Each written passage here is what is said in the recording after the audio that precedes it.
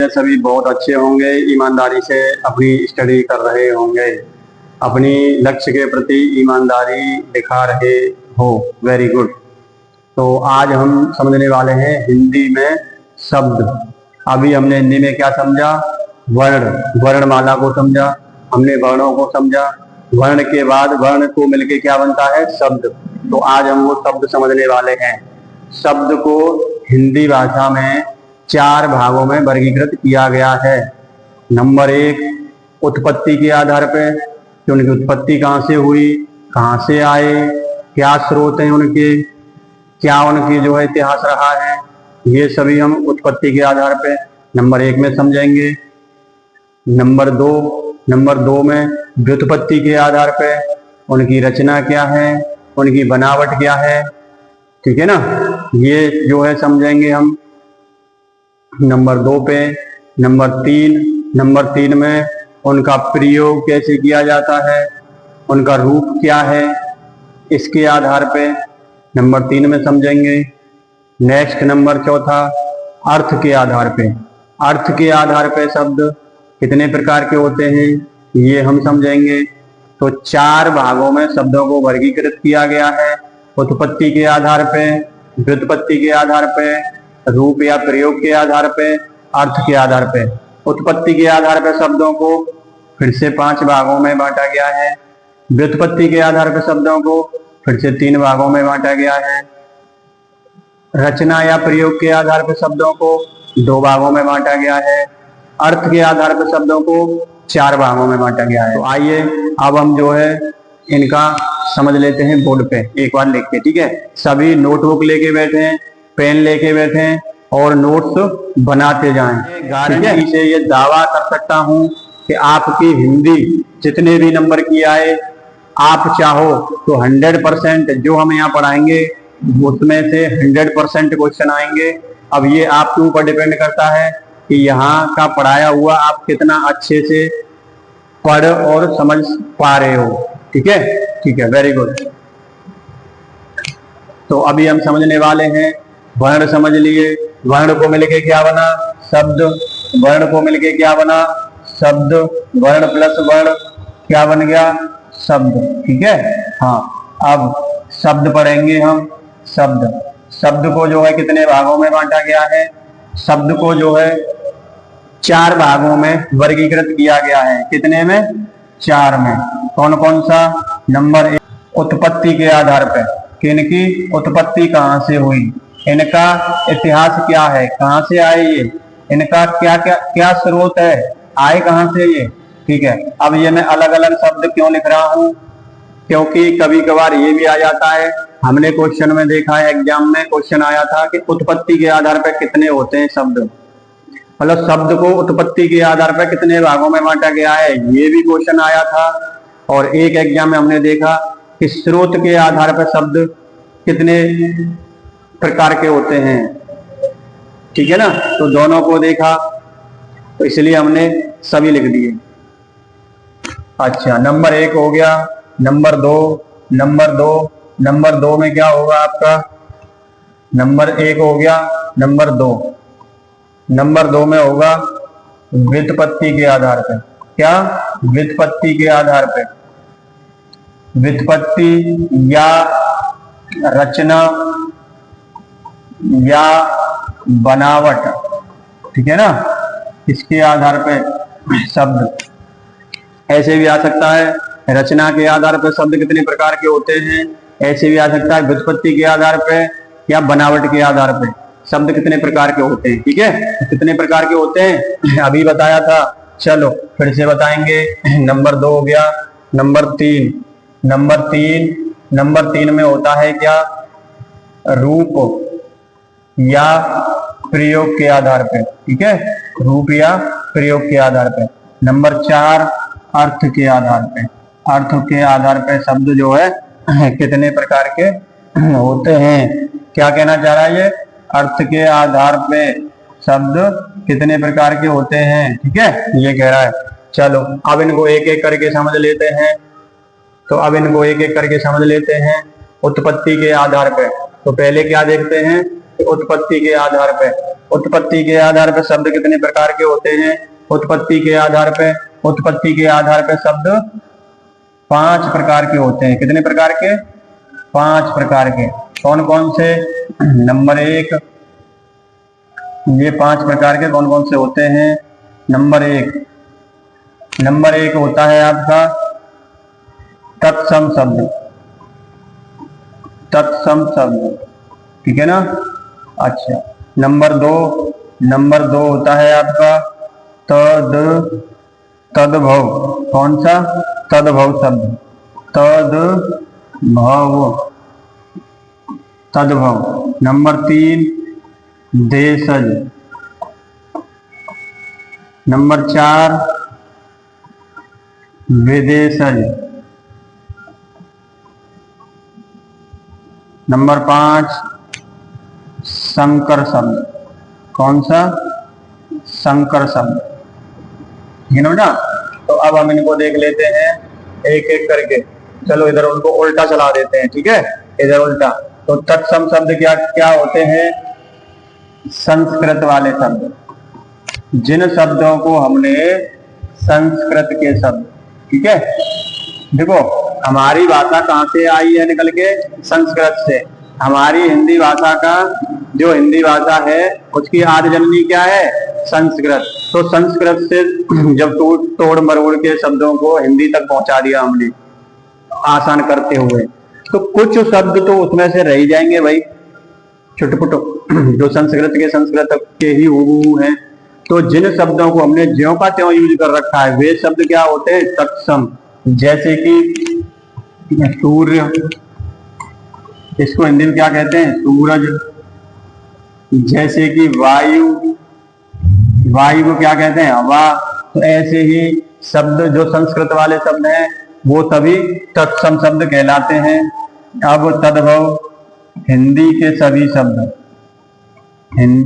शब्द क्या कहलाते हैं? तद्भव, ठीक है? और देशज क्या होते हैं? देश में जन्मा।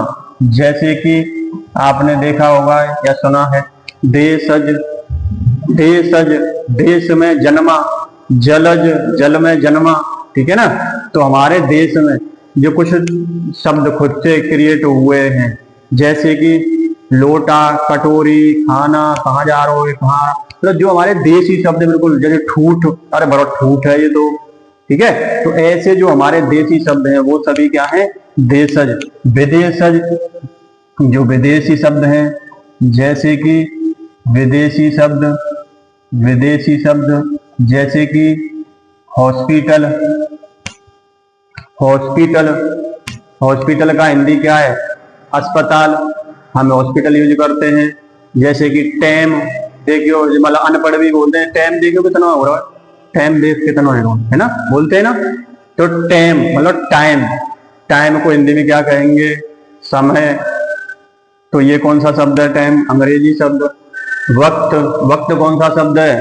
विदेशी में कौन सा? उर्दू शब्द। हिंदी में समय हो जाएगा। पानी, उर्दू शब्द, हिंदी में जल हो जाएगा, ठीक है? अफसर, हिंदी में अधिकारी हो जाएगा। ऑफिस, हिंदी में दफ्तर हो जाएगा। लेकिन हम बहुत सारे इंग्लिश शब्दों को भी यूज करते हैं, दूसरी भाषाओं के शब्दों को भी यूज करते हैं, ठीक है? जैसे कि आप बताओ, अब कुछ मत बताओ, आगे बढ़ते हैं, नहीं तो ज्यादा लंबा हो जाती है क्लास। विदेश संकर, दो देशों मतलब दो भाषाओं से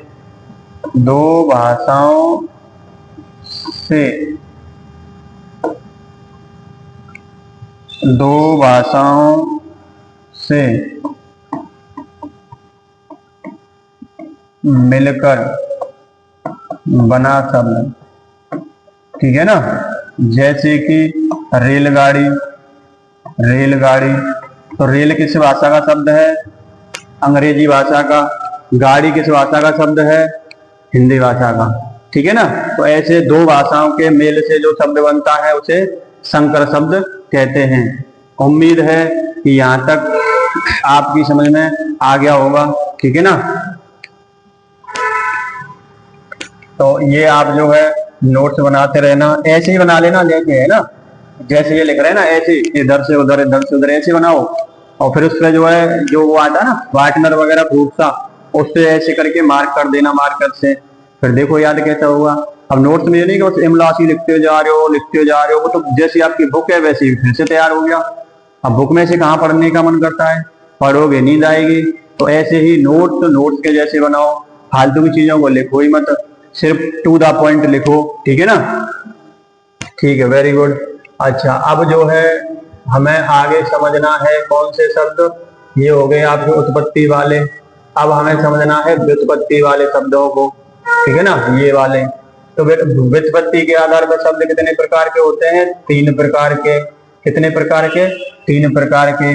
नंबर 1 रूढ़ शब्द, नंबर 1 रूढ़ शब्द।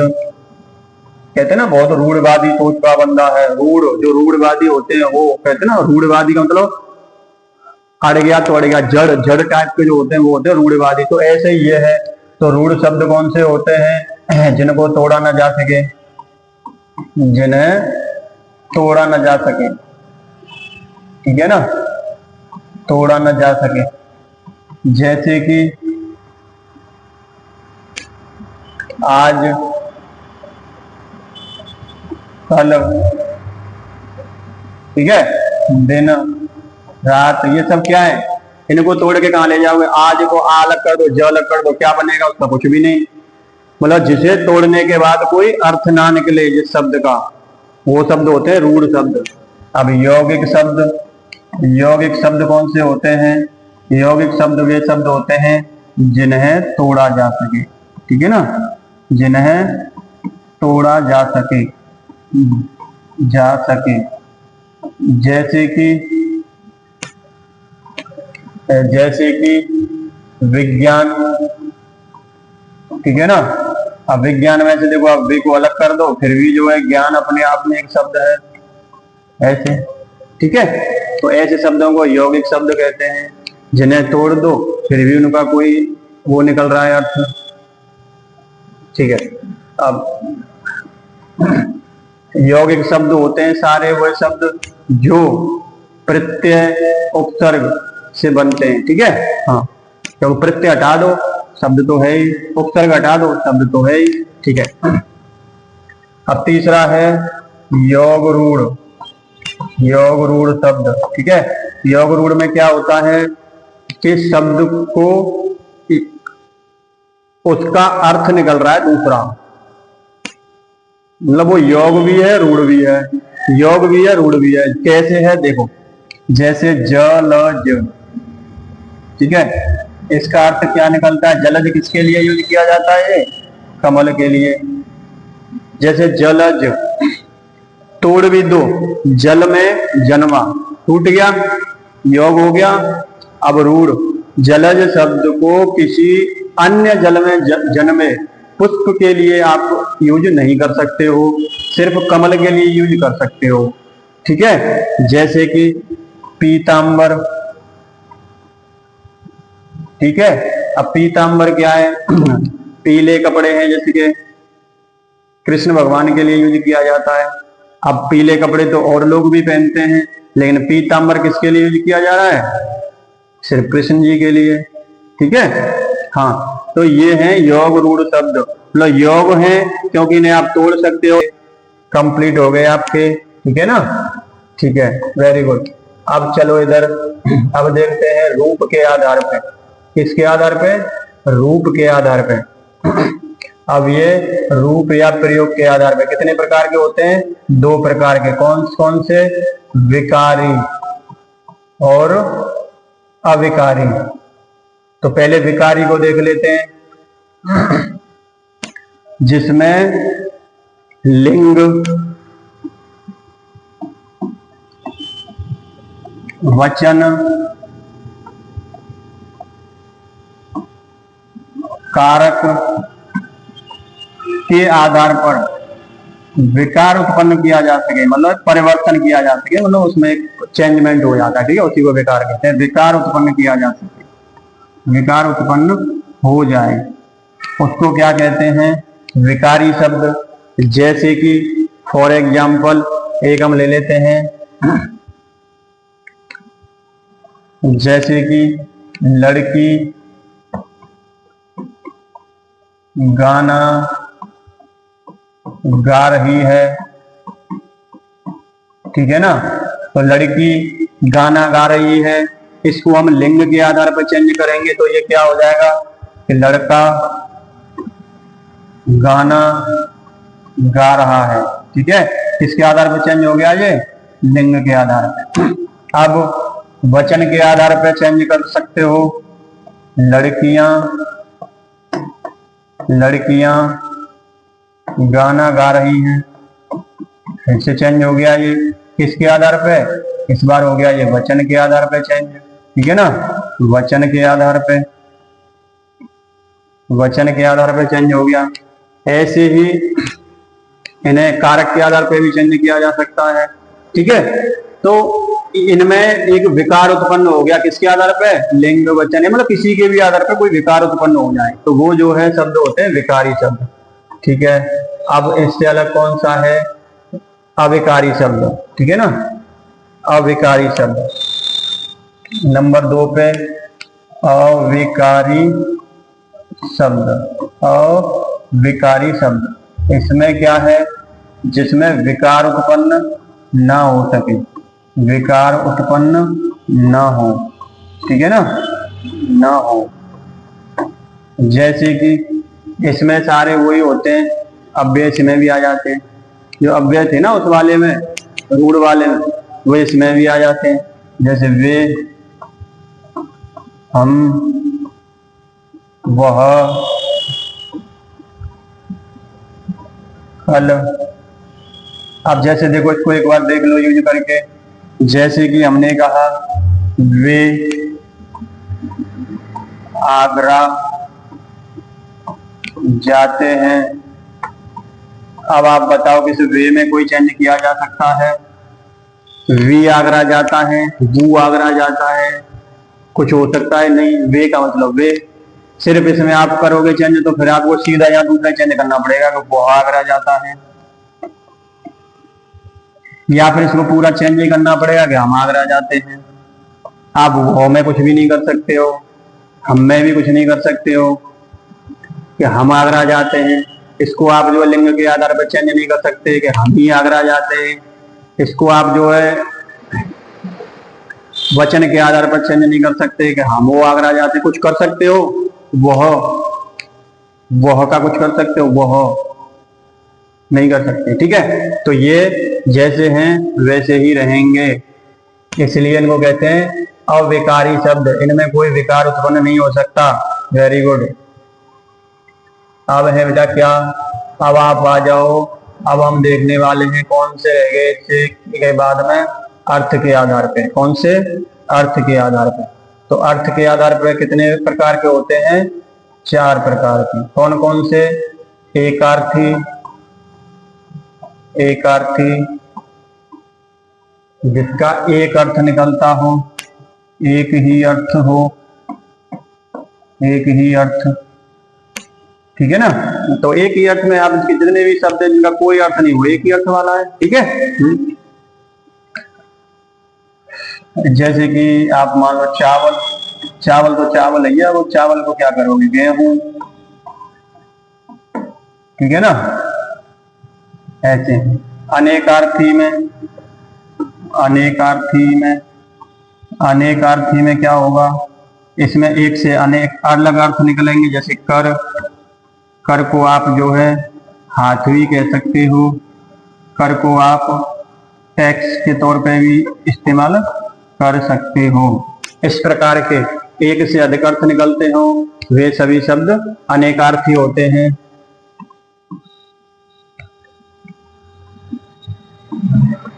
अनेकार्थी। अच्छा, अब समानार्थी, इसमें आपको बहुत कुछ बताने की जरूरत नहीं है, ये सभी जो पर्यायवाची शब्द होते हैं वही होते हैं, ठीक है, पर्यायवाची। और एक होते हैं आपके विपरीतार्थी, ये सभी आपके जो है विलोम शब्द होते हैं, ठीक है।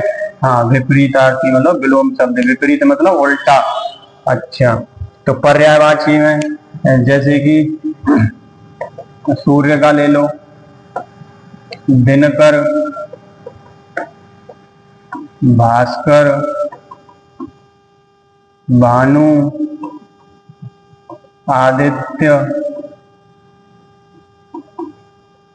इस प्रकार बहुत सारे हो सकते हैं। ठीक है, ऐसे विपरीतार्थी में उल्टा करना है बस, दिन का रात, रात का दिन, सुबह का शाम, आगे का पीछे। Very good. तो ये विलोम शब्द और इनकी तो अलग से क्लास चलेगी पूरी, उसमें होगा। तो उम्मीद है कि शब्द आपकी समझ में आए। तो बेटा आज हमने जो है सारे मतलब शब्द समझे। ठीक है, तो एक बार इनका हम फिर से रिवीजन कर लेते हैं, एक बार इनको हम फिर से देख लेते हैं कि ये हमारे शब्द क्या है। तो जैसे कि आपने समझा, हमने पढ़ा अब तक क्या, इससे पहले वर्ण, वर्ण, ठीक है ना, जिसमें स्वर और व्यंजन थे, स्वर और व्यंजन थे, वर्ण बन गया। अब वर्ण के बाद वर्ण वर्ण मिलके क्या बना, शब्द। शब्द, शब्द हिंदी भाषा में शब्दों को कितने भागों में वर्गीकृत किया गया है, 4 भागों में, 4 भागों में, 4 भागों में शब्दों को वर्गीकृत किया गया है, शब्दों को वर्गीकृत किया गया है। ठीक है ना, किया गया है हिंदी भाषा। ठीक है, इसमें हिंदी भाषा में शब्दों को 4 भागों में वर्गीकृत किया गया है। अब वो 4 भाग कौन कौन से हैं? नंबर 1 उत्पत्ति के आधार पे, जो हमने समझा अभी।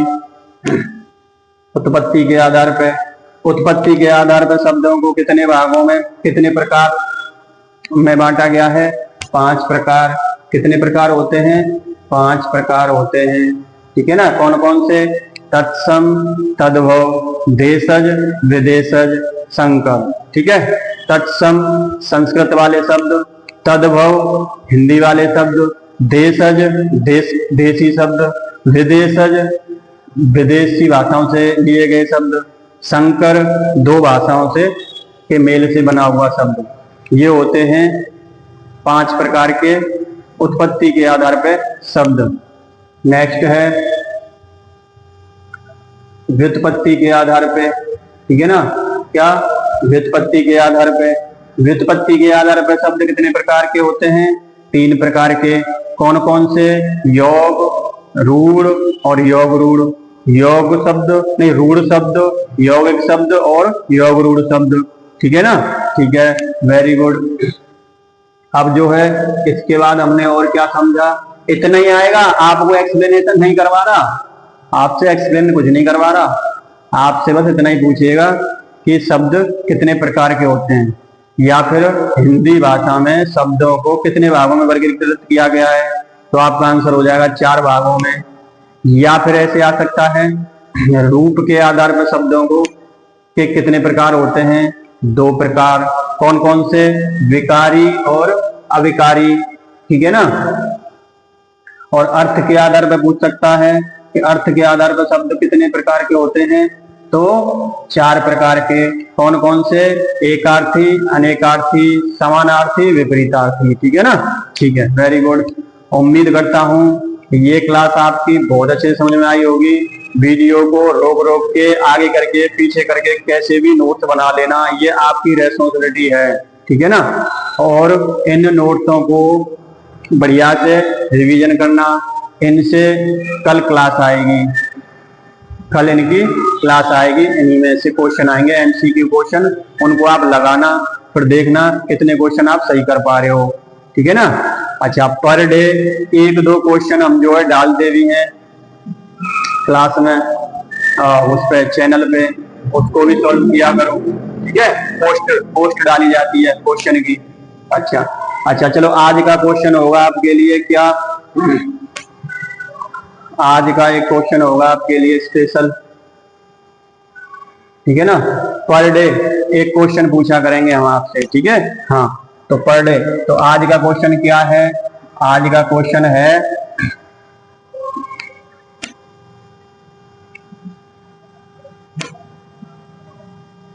भारतीय संविधान के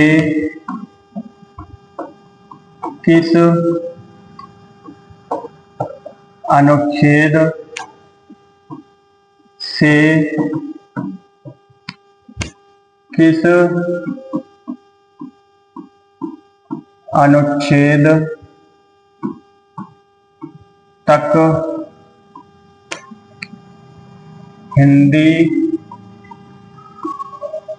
भाषा का उल्लेख